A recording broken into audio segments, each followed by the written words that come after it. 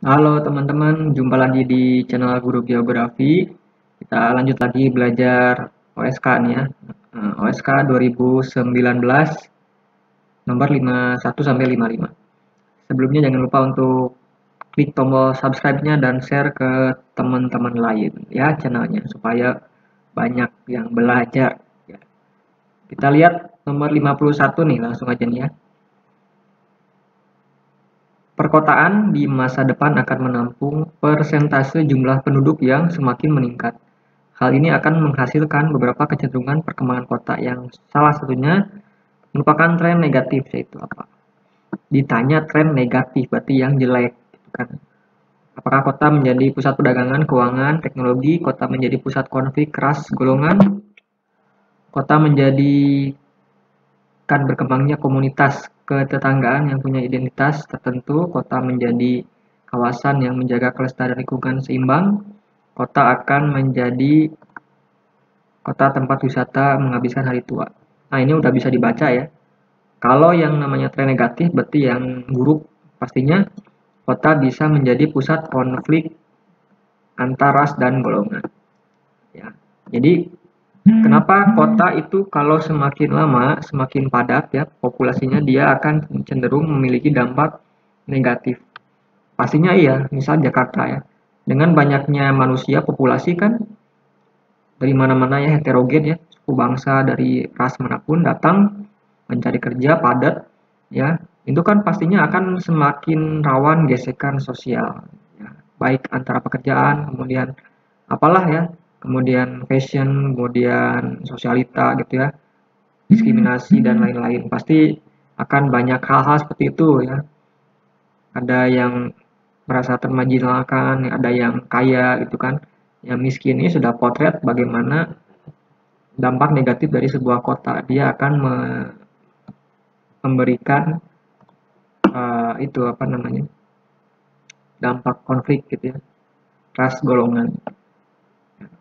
Misalkan ada kota yang tadinya dihuni suku apa ya aslinya, kemudian datang pendatang, yang pendatangnya lebih sukses, nah, pastinya akan berdampak sosial, nanti ada gesekan gitu, antara pribumi yang biasanya kan itu ya, banyak istilah pribumi dengan kaum pendatang misalkan. Jadi ini nomor 51 ya, pastinya itu ras dan golongan konflik ya, rawan. Nomor 52, urbanisasi merupakan konsekuensi dari strategi pembangunan kota terutama yang didasarkan atas apa ya, agropolitan, growth pole, growth center, rural development, special economic zone, green belt city. Urbanisasi itu konsekuensi dari strategi pembangunan kota yang teori apa, pakai apa, ini pasti growth center ya, growth pole atau growth center, kutub pertumbuhan atau pusat pertumbuhan ya. Yang namanya pusat pertumbuhan itu kan daerah yang berkembang pesat dibanding daerah sekitarnya.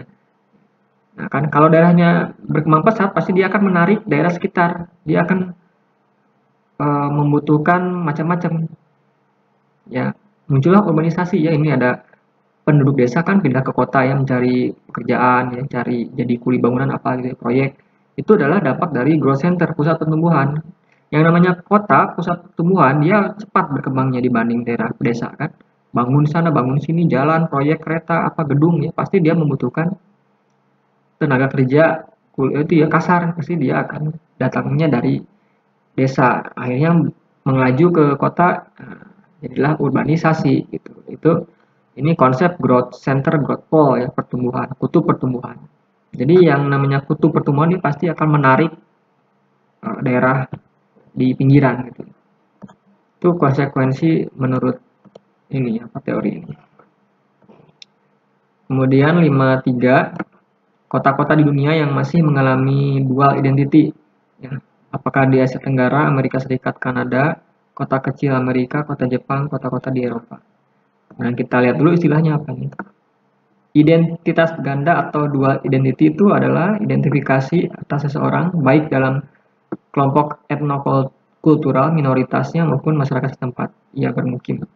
Ya, sepertinya berhubungan dengan isu rasisme.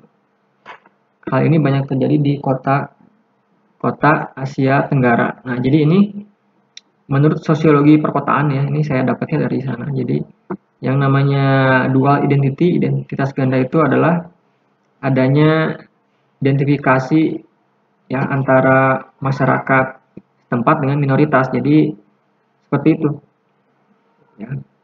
Jadi ada masyarakat pendatang, ada masyarakat yang masyarakat apa ya namanya? Primer ya, yang eh, memang asli daerah sana gitu. Jadi seolah-olah ada perbedaan. Jadi ada kota dengan masyarakat, oh Jakarta itu adalah miliknya Betawi gitu. Jadi kalau orang yang dari luar itu ya bukan Betawi. Jadi seolah-olah membuat ada beda identitas. Padahal yang namanya kota gitu, maksudnya kota itu ya ketika orang manapun masuk kota sana, maka dia adalah masyarakat kota tersebut, bukan eh, berdasarkan identitas dia itu orang mana gitu ya, dan lain-lain. Jadi maksud dari dual identity itu kayak gitu. Ada perbedaan diskriminasi gitu ya. Maksudnya gitu sih. Pribumi dengan pendatang, gitulah bahasa gampangnya. 54 kasus matinya kota The Dead City akibat ketergantungan kehidupan kota pada industri tertentu ditemui di kota New York, Detroit, London, Calcutta, Bangkok. Ini kamu harus tahu sejarah kota. Saya cari-cari ternyata memang Detroit ya. Jadi Detroit itu kota di Michigan, Amerika. Dia tuh bangkrut ya. Kenapa sejarahnya bangkrut? Jadi ini tuh dulunya kota terbesar di Amerika Serikat ya. Kenapa di kota terbesar? Karena dia industri otomotifnya kencang sekali. Tapi dia hanya mengandalkan industri otomotif aja gitu, tidak ada pariwisata dan lain-lain. Jadi hanya satu gitu.